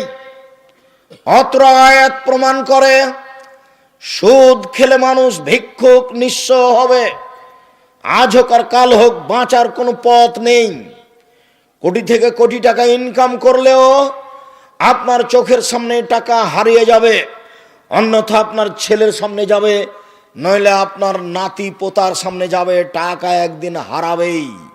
সুদের টাকার শেষ পরিণত হলো ভিক্ষুক সাজা। কিস্তি তুলে যারা বাড়ি বিক্রি করে তারা, দেখেন আপনার বাড়ির পাশে প্রমাণ আছে, আমি তার জাজল্য প্রমাণ। আমার বাসার পাশে একজন মহিলা, একজন লোক কিস্তি উঠাচ্ছিল, বাড়িটা বিক্রি করে দিয়ে চলে গেছে। এ তো আমি বলিনি, আল্লাহ বলছেন ইয়ামহাকুল্লাহু রিবা, আল্লাহ সুদকে সংকুচিত করেন। সংকুচিতকে আল্লাহ আপনাকে ভিক্ষুক বানান। রাসূল সাল্লাল্লাহু আলাইহি সাল্লাম বলছেন, ইন্না রিবা ওয়া ইন কাসরা, যদিও সুদে টাকা বেশি দেখা যায়, ওয়া ইন্না আকিলাতুল কাল্লা, তার ফলাফল হলো নিঃস্ব। তার ফলাফল হলো নিঃস্ব। সুদ থেকে ফিরে আসতে হবে যে কোনো মূল্যে। ভুলেও কোনোদিন ব্যাংক থেকে টাকা উঠিয়ে ব্যবসা বাণিজ্য শুরু করবেন না। ব্যাংক থেকে টাকা উঠিয়ে জমি কিনবেন না। ব্যাংকে চাকরি করে ভদ্রলোক, ব্যাংকে লোন নিয়ে বাড়ি বানিয়েছে, তোবা করতে হবে, ভুল হয়েছে, টাকা ফেরত দিতে হবে, ভিক্ষা করে খেতে হবে, সিদ্ধান্ত ভুল হয়েছে, বাড়ি তো 5 তলা, বউ তো খুব খুশি, আপনার জানাজাই হবে না। আল্লাহ রাসূল বলেন, এই শোনো, এই লাশের কোনো লেনদেন আছে নাকি, ঋণ আছে নাকি? জি। তাহলে আমি গেলাম। আল্লাহ রাসূল, আমি তার ঋণের পরিশোধের জিম্মেদারি নিলাম, আমি নিলাম। আচ্ছা আচ্ছা ঠিক আছে। তার মানে যার ঋণ আছে তার জানাজাই নেই। লাশকে সামনে রেখে চেয়ারম্যানের বক্তব্য চলবে না, এই কথা ঠিক। লাশকে সামনে রেখে হুজুরের বক্তব্য চলবে না, এই কথা ঠিক। তবে লাশকে সামনে রেখে হুজুর বলবেন এর কোনো ঋণ আছে কি? ঋণ থাকে যদি শহীদ হয়ে গেলেও ক্ষমা হবে না। ঋণ থাকে যদি কোনো পথ তাকে ক্ষমা করতে পারবে না। তাই তো মুহাম্মদ সাল্লাল্লাহু আলাইহি সাল্লাম সালাম ফিরার পূর্বে প্রতিদিন বলতেন, সব সময় বলতেন, আল্লাহুম্মা ইন্নী আউযু বিকা মিন আযাবি জাহান্নাম ওয়া আউযু বিকা মিন আযাবিল কবর। আল্লাহ, আমি তোমার কাছে বাঁচতে চাই কবরের শাস্তি হতে, আমি তোমার কাছে বাঁচতে চাই জাহান্নামের শাস্তি হতে। আউযু বিকা মিন ফিতনাতিল মাসিহ দাজ্জাল, তোমার কাছে আমি বাঁচতে চাই দাজ্জালের ফিতনা হতে। আউযু বিকা মিন ফিতনাতিল মাহি ওয়াল মামাতে, আমি তোমার কাছে বাঁচতে চাই ইহকালের বিপদ, আমি তোমার কাছে বাঁচতে চাই পরকালের বিপদ হতে। ইহকালের বিপদ হতে, পরকালের বিপদ হতে, কবরের ফিতনা হতে, দুনিয়ার ফিতনা হতে। আউযু বিকা মিনাল মাসামি ওয়াল মাগরাম, তোমার কাছে বাঁচতে চাই আমি ঋণ কর্য হতে, তোমার কাছে বাঁচতে চাই আমি বড় পাপ হতে, তোমার কাছে বাঁচতে চাই আমি ঋণ কর্য হতে, তোমার কাছে বাঁচতে চাই আমি বড় পাপ হতে। দিন রাত তিনি ঋণ থেকে বাঁচতে চাইতেন। আল্লাহ আমার জন্য ঋণ না হয়, আল্লাহ আমার জন্য ঋণ না হয়। আপনার মাথায় কিভাবে বুদ্ধি আসলো, গোবর ঢুকলো যে আপনি ব্যাংক থেকে লোন নিয়ে বাড়ি করতে গেলেন, ব্যাংক থেকে লোন নিয়ে ব্যবসা করতে গেলেন? আমি তো তা কোনোদিন আব্দুর রাজ্জাক বিন এই সময় পরামর্শ দিইনি।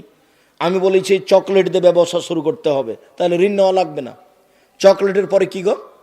কলা, তারপরে কাপড়, তারপরে আরো কিছু। কলা দিয়ে ব্যবসা শুরু করলে ঋণ নেওয়া লাগবে? চকলেট দিয়ে? তা আপনি কোটি টাকা দিয়ে হিরোইন কিনলেন কেন কলকাতায়, আর ঢাকায় বিক্রি করলেন? এ ব্যবসা চলবে না।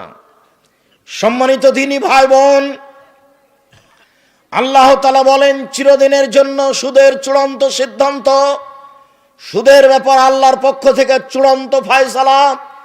যারা সুদ খাবে তাদের অর্থ কমে যাবে। রাসূল সাল্লাল্লাহু আলাইহি সাল্লাম বলেছেন, সুদ দেখতে বেশি লাগে বটে, সুদের পরিণাম হলো নিঃস্ব ভিক্ষুক হওয়া।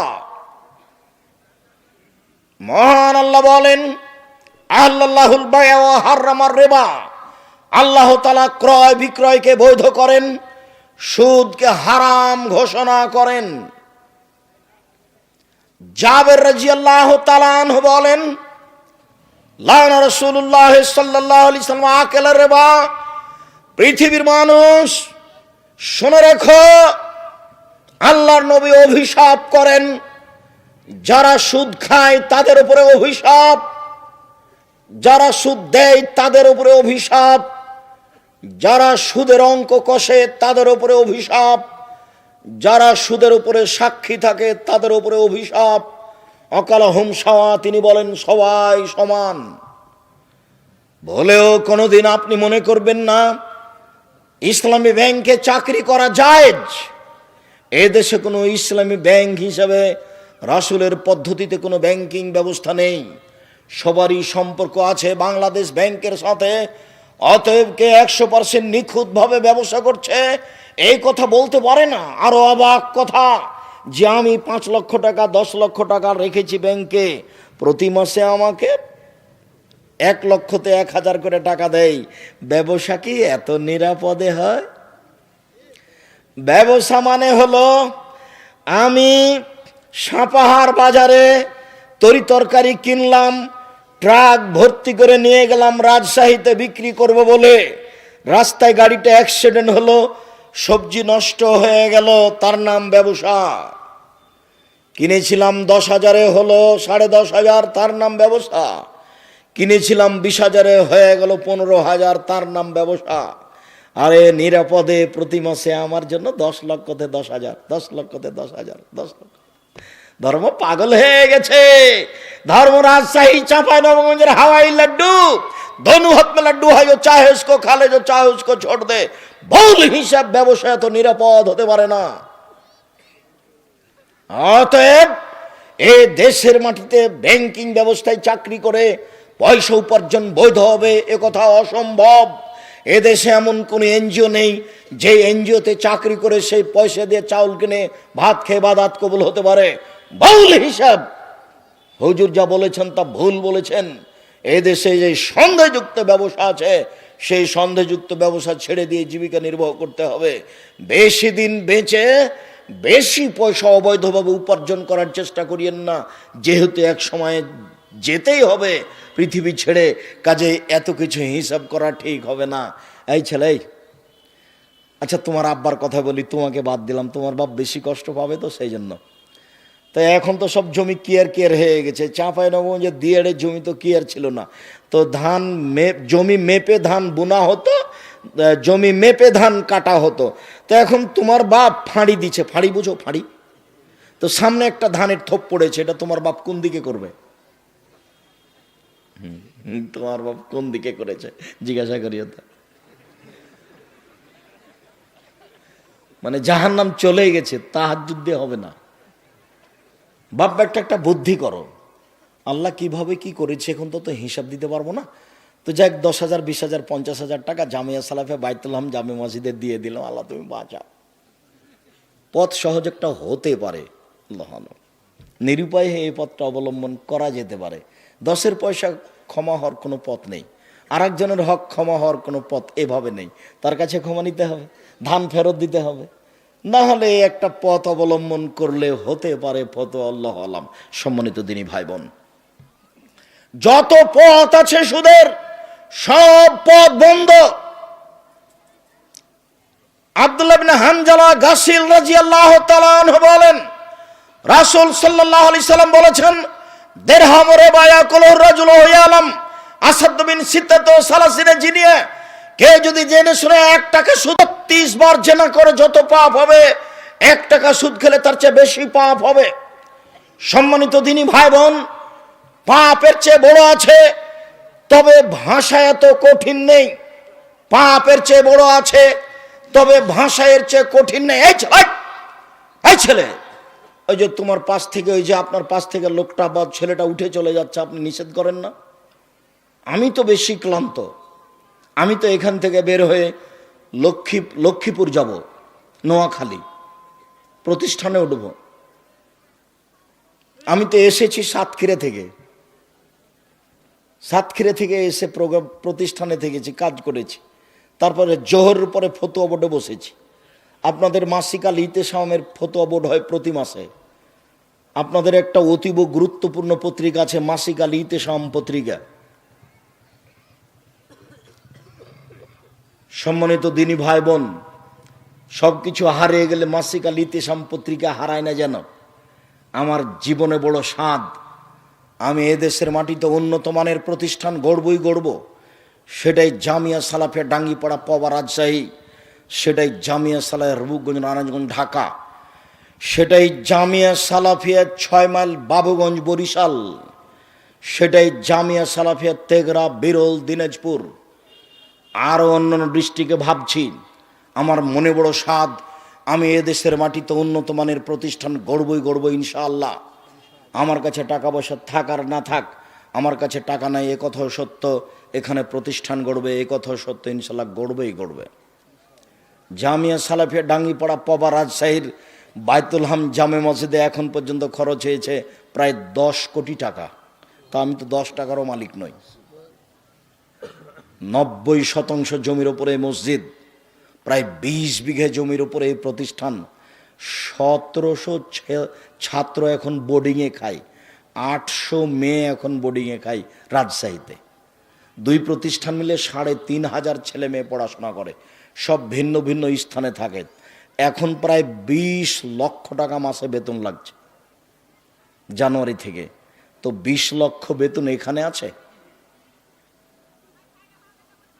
সম্মানিত দিনী ভাই বোন, এই প্রতিষ্ঠানের মুখপাত্র পত্রিকা হচ্ছে মাসিক আল ইতেসাম পত্রিকা, যার কারণে এই পত্রিকার সাথে আপনার সম্পর্ক থাকতে হবে। কাজে আপনি আমাকে ক্লান্তি দেখায়েন না। ফটোবাট শেষ করে 7:30 8টার সময় আমি গাড়িতে উঠেছি, গাড়িতে উঠে আপনার এখানে এসেছি। আমি আপনার সামনে এখন কথা বলছি, কথা বলে আমি ঢাকা জামিয়া সালাফিয়া হয়ে আমি যাব লক্ষ্মীপুর নোয়াখালী, সেখানে প্রোগ্রাম করে ফিরে জুমার খুতবা দিব কুমিল্লা ইনশাআল্লাহ। কুমিল্লা থেকে খুতবার পরে আমি যাব ব্রাহ্মণবাড়িয়া, বিবাড়িয়া ব্রাহ্মণবাড়িয়া, ওখানে প্রোগ্রাম শেষে আমি যাব সিলেট মৌলিবাজার ইনশাআল্লাহ।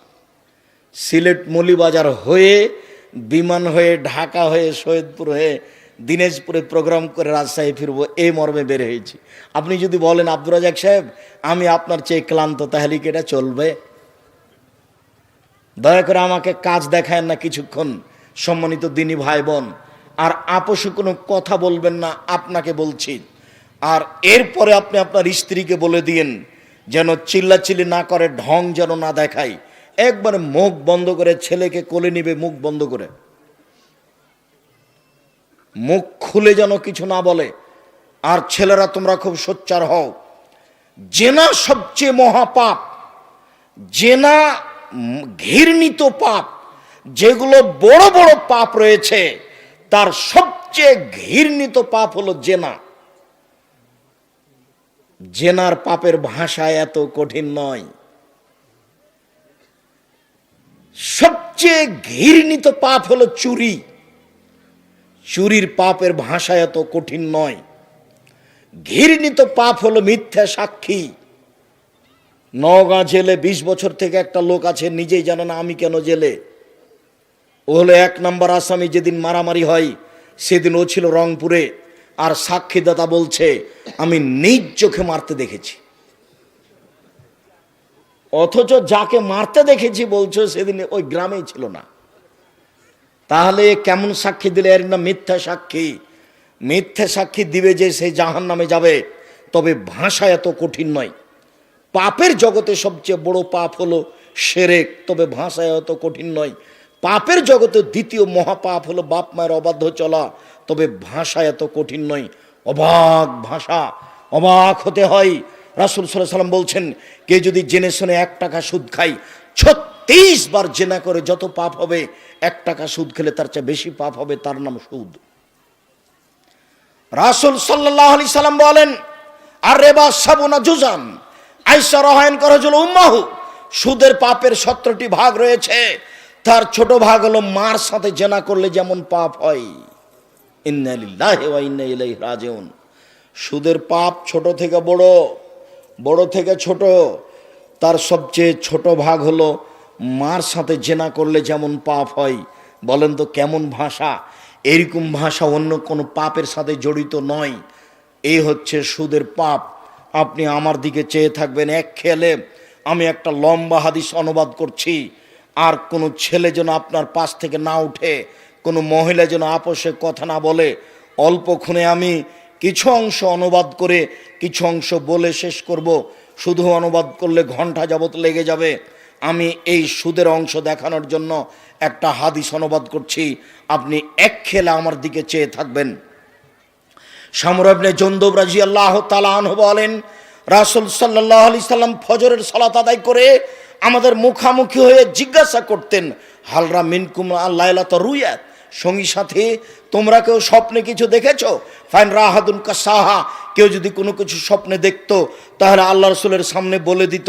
আল্লাহ রসুল তখন তার তাবির করে দিতেন, তোমার স্বপ্নের ফল হলো এই, তোমার স্বপ্নের ফল হলো এই, তোমার স্বপ্নের ফল হলো এই। একদা ফজরের সালাতের পরে আল্লাহ নবী আমাদেরকে বলছেন, তোমরা কি গত রাত্রে কোনো স্বপ্নে কিছু দেখেছো? কুল্লান লা, আমরা বললাম জি না, আমরা স্বপ্নে কিছু দেখিনি। তখন আল্লাহ রসুল নিজে বলছেন, শোনো, ইন্নী রাআইতুল্লাইলাতা রাজুলাইনি, আমি গত রাত্রে দুইটা লোককে স্বপ্নে দেখলাম। ফা আতায়ানি, তারা দুইজন আমার কাছে আসলো। ফা খাজা বেয়াদাইয়া, তারা আমার দুই হাতকে ধরলো, ধরে বাইতুল মুকাদ্দাসের দিকে টেনে নিয়ে যেতে লাগলো। তারা আমার দুই হাত ধরে টেনে নিয়ে যাচ্ছে। যেতে যেতে আমি একটা লোকের পাশে চলে আসলাম। দেখি লোকটা বসে আছে, আর তার পাশে একটা লোক দাঁড়িয়ে আছে।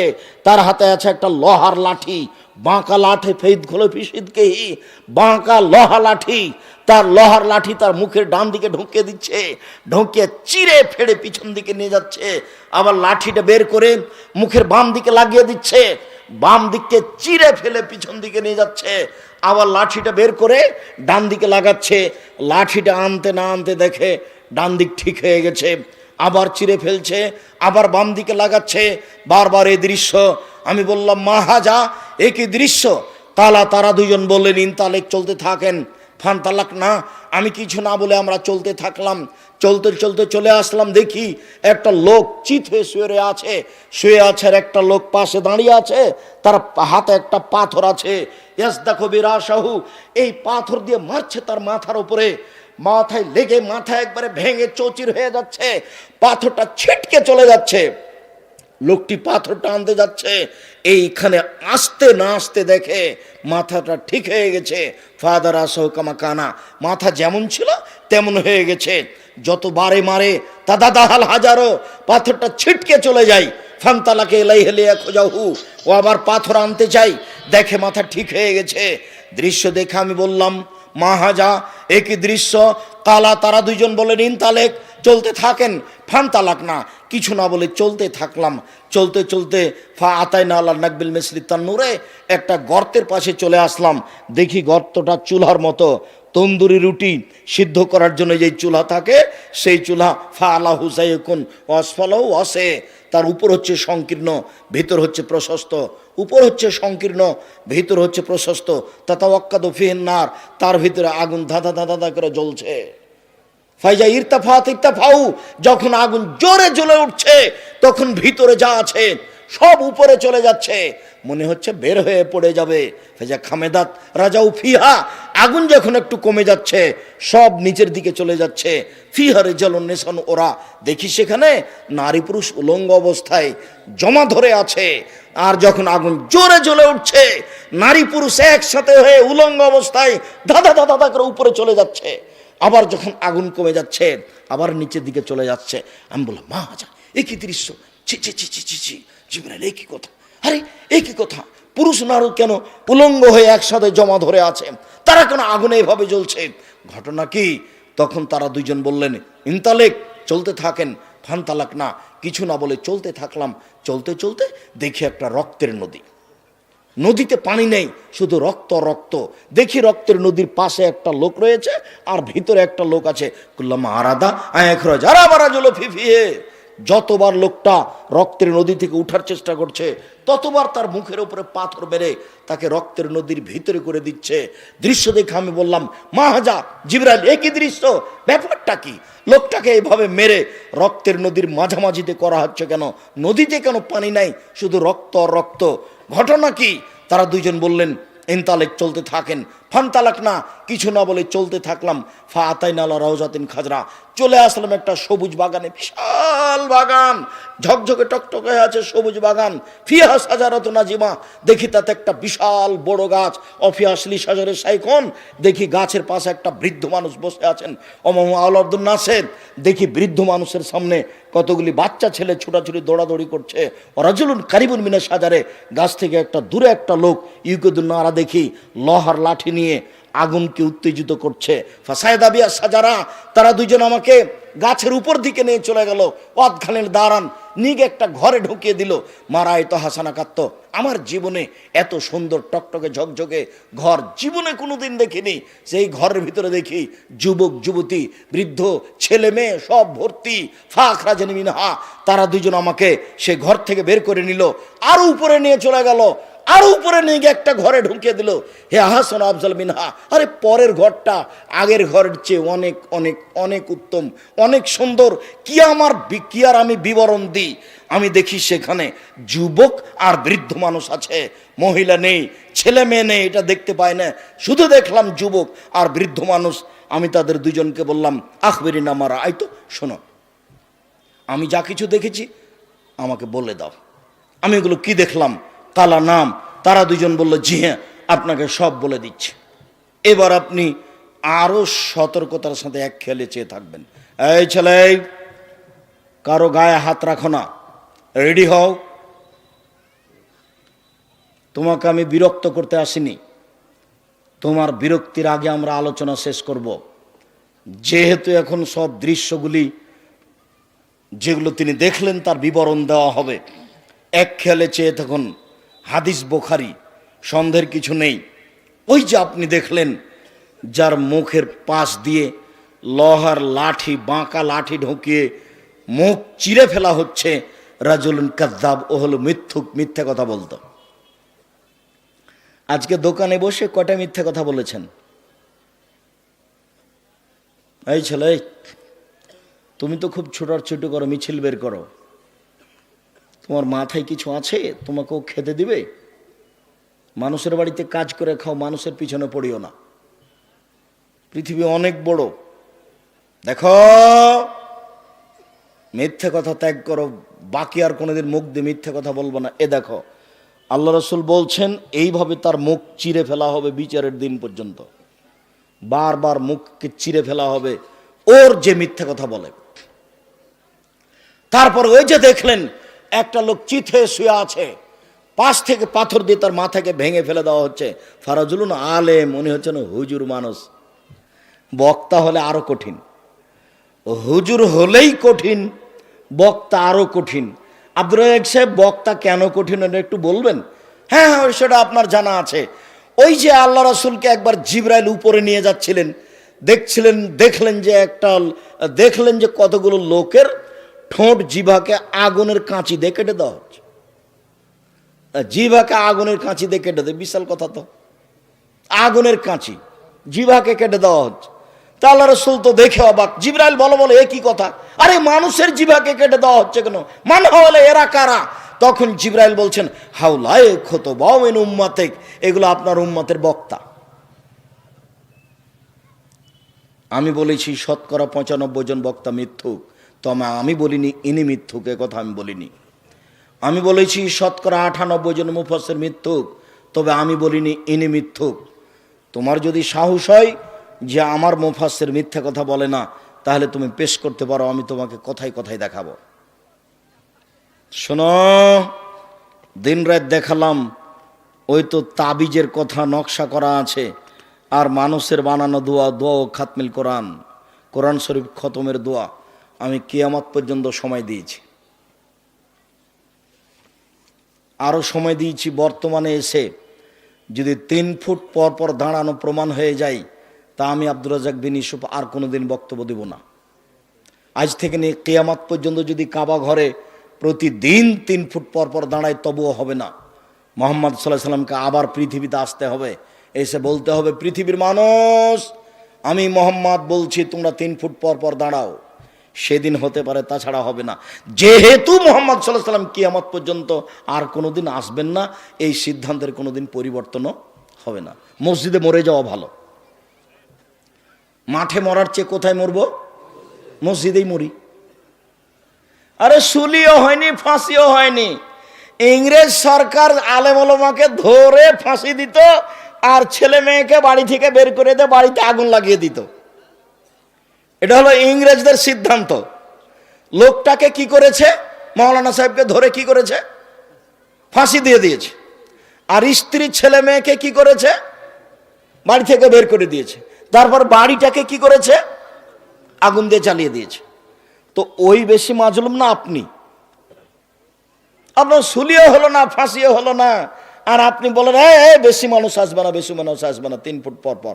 আর আপনি একটা মসজিদের সর্দার সভাপতি, দাড়ি ছোট করা চাচা আছে, আর আপনি বলছেন বেটা 3 ফুট পর পর দাগ দাও, 3 ফুট পর পর দাগ দাও, দিয়ে লাল কালি দিয়ে দাগ দিলে দিন 3 ফুট পর পর। ও দাড়ি চাচা, সভাপতি, সেক্রেটারি। আমি আব্দুর রাজ্জাক বিন ইউসুফ আপনাকে সভাপতিও করিনি, সেক্রেটারিও করিনি, করবো না। আর আপনাকে আমি হিসেব করে আমার জীবনে কোনোদিন কথা বলিনি, বলবো না। পয়সা নিয়ে আমাকে বক্তব্য দিতে হবে এটা না। কালকে আমি সাতক্ষীরা থেকে এসেছি, 1 পয়সা দেয়নি, 1 পয়সা নয়।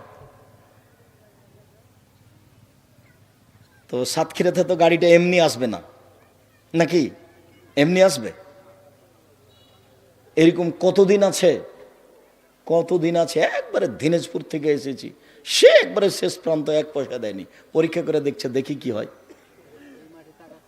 আর এ তো সাপাহার, এটা তো নওগাঁ, এটা তো হিসাবই নাই।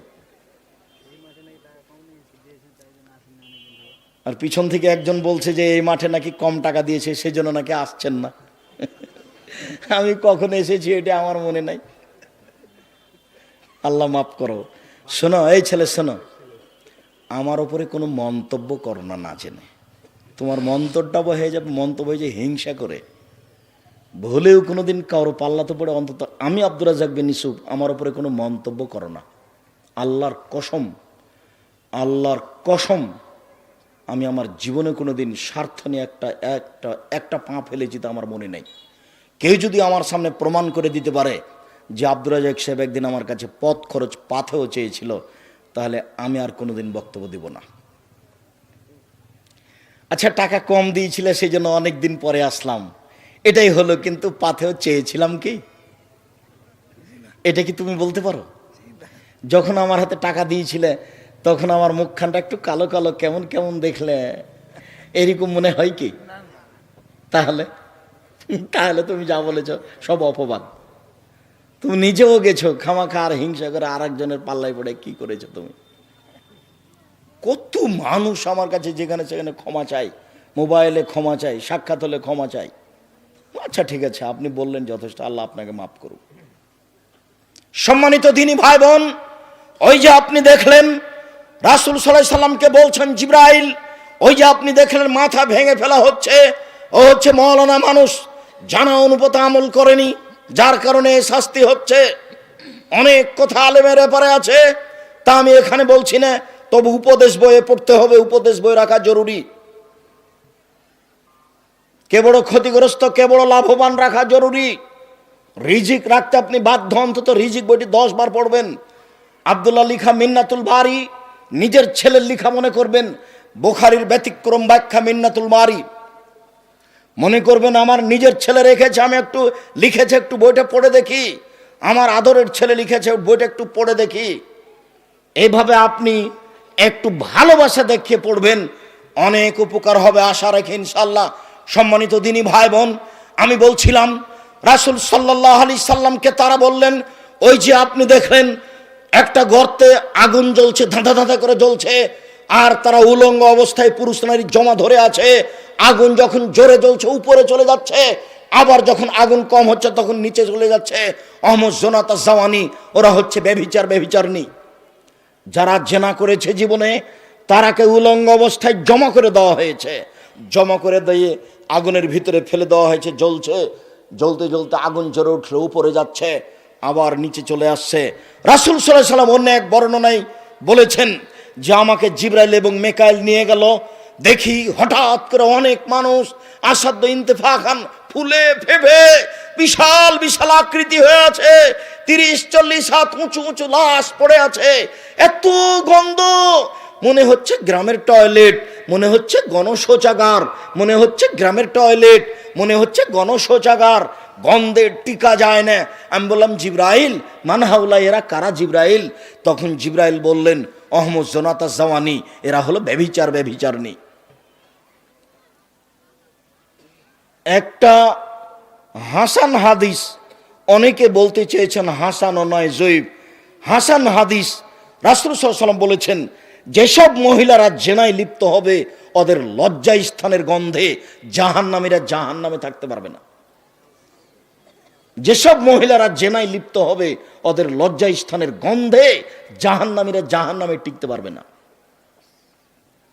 জিবরাইল একই কথা, আরে এত ফুলে ফেপে কে তারা, এত গেনা মোটা মোটা?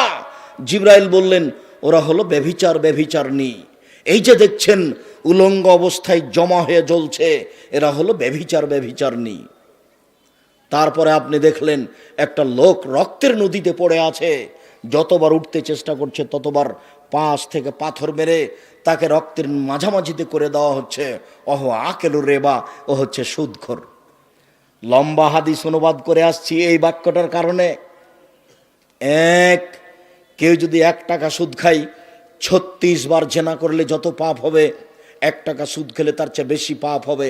2, সুদের পাপের 17টি ভাগ রয়েছে, ছোট ভাগ হলো মার সাথে জেনা করলে যেমন পাপ হয়। দেখেন তো ভাষাটা কেমন, মানুষ মার সাথে জেনা করবে, মার সাথে জেনা করলে যেমন পাপ হয়। 3, কেউ যদি সুদ খায় তাহলে তাকে রক্তের নদীতে ফেলে দিয়ে তাকে পাথর দিয়ে তার মুখকে ভেঙে চৌচির করা হবে যতদিন পর্যন্ত বিচার না হচ্ছে। শেষ বিচার হলো জাহান্নাম। সম্মানিত দিনী ভাই বোন, সুদের অবস্থা আপনি বুঝতে পারলেন। সুদের দুনিয়াতে শেষ পরিণতি ভিক্ষুক, সুদের শেষ পরিণতি পরকালে জাহান্নাম। সুদের শেষ বিচারের মাঠের অবস্থা হলো রক্তের নদীতে পড়ে থাকা। রক্তের নদীতে আপনি পড়ে থাকবেন যতক্ষণ পর্যন্ত বিচার না হচ্ছে। এই ছেলে, সিরিয়াল বলো, মনে করে নিয়ে যেতে হবে। এই ছেলে, খেয়াল করো এদিকে। 1, সুদের শেষ পরিণতি দুনিয়াতে কি? ভিক্ষুক হওয়া। আমি বুঝছি টাকা বেশি হলেও তার ফলাফল এই। 2, কেউ যদি 1 টাকা সুদ খায় তাহলে সেটা কি হলো? 36 বার জেনা করার সমান পাপ হলো, তার চেয়ে বেশি। 3, সুদের পাপের 17টি ভাগ রয়েছে, ছোট ভাগ হলো মার সাথে জেনা করলে যেমন পাপ হয়। 4, কেউ যদি সুদ খায় তাহলে তাকে রক্তের নদীতে বিচার মাঠে ফেলে দেওয়া হবে। যতক্ষণ পর্যন্ত বিচার শেষ না হচ্ছে ততক্ষণ পর্যন্ত কোথায় থাকবে? রক্তের মধ্যে পড়ে থাকবে, রক্তের মধ্যে। আর পাশ থেকে বারবার তার মুখের উপরে পাথর মারা হবে। আজ থেকে তওবা করে এইভাবে আস্তাগফিরুল্লাহ ওয়া আতুবু ইলাইহি, আস্তাগফিরুল্লাহ ওয়া আতুবু ইলাইহি। আপনাকে আমি আশ্বস্ত করে যাচ্ছি আর একটা জরুরি। এই ছেলে, থামো, আমি দোয়া পড়ছি, কথার শেষে এসেছি। আমি আপনাকে আশ্বস্ত করছি দিনী ভাই বোন, শোনেন, আজকেই যদি তওবা করতে পারেন, আল্লাহ আমি সুদের লেনদেন বন্ধ করলাম, ইনশাল্লাহ সব পাপ ক্ষমা হয়ে যাবে। কেন? এই পাপ কার সাথে জড়িত? আল্লাহর সাথে জড়িত। কাজে নিরাশা হবেন না। এরপরে আপনি যে দেখলেন গাছের পাশে একজন বৃদ্ধ মানুষ, তিনি হচ্ছেন ইব্রাহিম আলাইহিস সালাম, সামনে কতগুলি বাচ্চা ছেলে। তারপর আপনি যে দেখছেন উনি হচ্ছেন জাহান্নামের মালিক, আগুন উত্তেজিত করছে। আমি যে আপনার ডান হাত ধরে আছি আমি হচ্ছে জিবরাইল, ইনি যে আপনার বাম হাত ধরে আছেন ইনি হচ্ছেন মিকাইল। আপনি উপর দিকে মুখ করেন, আমি করলাম। ওই যে ঘর, এটা আপনার ঘর। তখন আমাদের নবী বললেন ছেড়ে দেন, তাহলে আমি ঘরে ঢুকি। তখন তারা দুইজন বললেন না না, আপনার বয়স বাকি আছে, যেদিন আপনার বয়স শেষ হয়ে যাবে সেদিন আপনি এখানে চলে আসবেন। বুখারী সম্মানিত দিনী ভাই বোন, আমি আপনাকে সংক্ষিপ্ত বিবরণে সুদ থেকে কঠিনভাবে সতর্ক সাবধান থাকার জন্য অনুরোধ জানাচ্ছি। 5 ওয়াক্ত সালাত আদায়ের জন্য অনুরোধ জানাচ্ছি।